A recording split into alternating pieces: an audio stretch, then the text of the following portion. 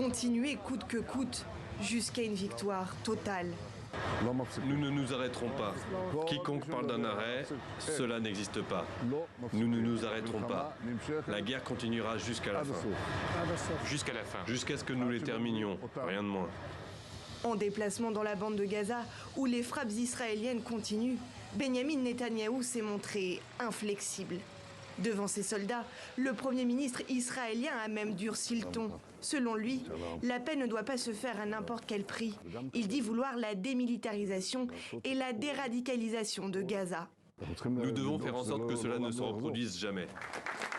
Mais bien loin de cette image de chef des armées conquérant, Benyamin Netanyahou, c'est aussi cela.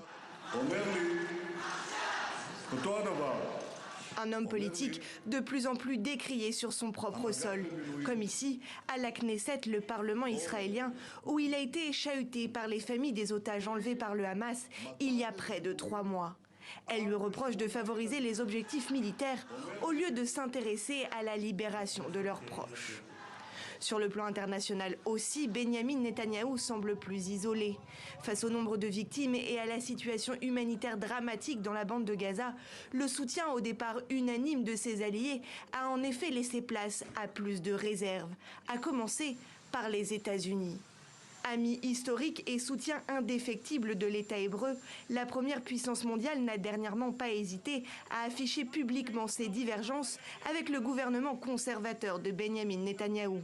Par téléphone samedi dernier, le président américain l'a d'ailleurs de nouveau appelé à protéger les civils, sans toutefois demander de cesser le feu. J'ai eu une conversation privée, je n'ai pas parlé de cessez-le-feu. Cet échange est intervenu au lendemain de l'adoption par le Conseil de sécurité des Nations Unies d'une résolution qui exige l'acheminement d'une aide humanitaire à grande échelle dans le territoire palestinien, résolution que les États-Unis ont décidé de ne pas bloquer.